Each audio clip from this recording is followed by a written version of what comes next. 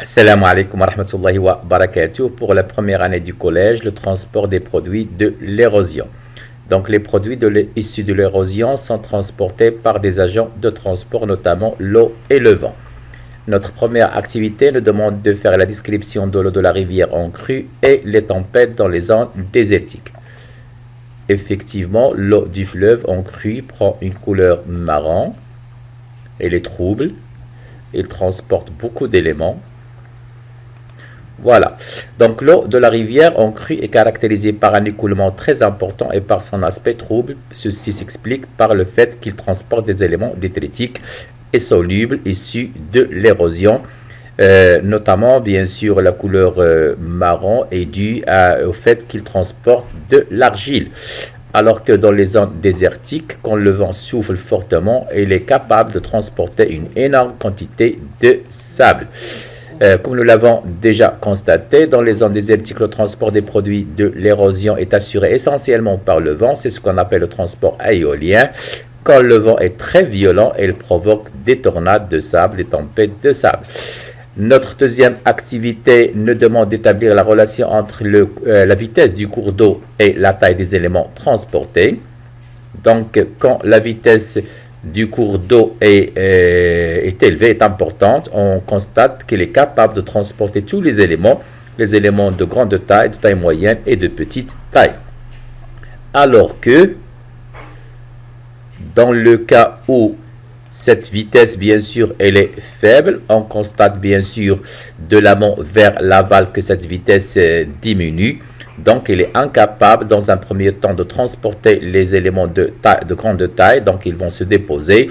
Dans un deuxième temps, bien sûr, on voit très bien qu'il est incapable de transporter les éléments de taille moyenne. Donc, ils vont se sédimenter. Et enfin, bien sûr, vers l'aval, sa vitesse s'affaiblit. Donc, il est incapable aussi, à ce niveau-là, de transporter les éléments de petite taille.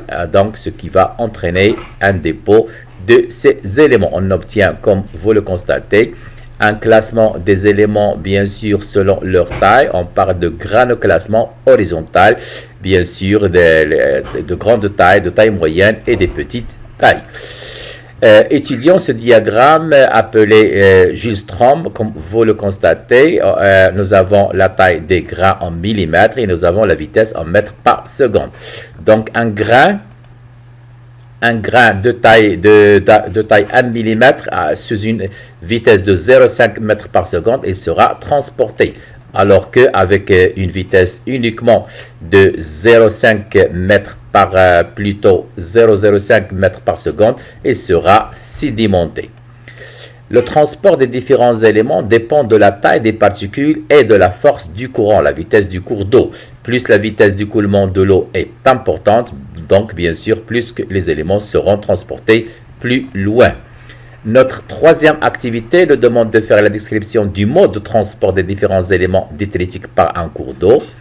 Comme vous allez le constater, nous avons les éléments de grande taille, ils peuvent se déplacer par glissement ou par roulement, comme vous le constatez. Voilà. Alors que les éléments de taille moyenne, ils vont se déplacer et ils seront transportés par des sauts, ce qu'on appelle par saltation. Effectivement, on va le voir.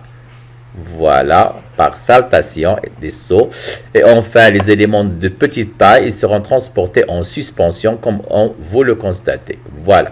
Il existe aussi un autre mode de transport, ce sont les éléments solubles dans l'eau, donc ils seront transportés sous forme de soute. Effectivement, les éléments détritiques peuvent être transportés de plusieurs modes de transport en fonction de leur taille. Donc, 1, c'est bien sûr en suspension, 2, sous forme de soute, 3 par saltation, comme nous l'avons déjà dit, 4 par roulement et 5 par glissement.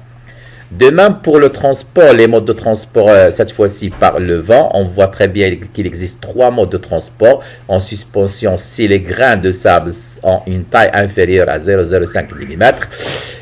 Par saltation, pour le cas des grains dont la taille est comprise entre 1 et 2,5 mm. Et par roulement, bien sûr, cette fois-ci, si leur taille, bien sûr, est comprise entre 2 et 5 mm. Un exercice simple. Donc, le document ci-dessous représente le devenir d'un grain de sable dans une rivière selon son diamètre et la vitesse du cours d'eau. petit 1, d'écrire la question, d'écrire ce qui arrive à un grain de sable de diamètre 0,33 mm avec une vitesse sous une vitesse de 100 cm par seconde, avec un cours d'eau de 10 cm par seconde et enfin la vitesse de 1 cm par seconde. La question 2, que peut-on déduire?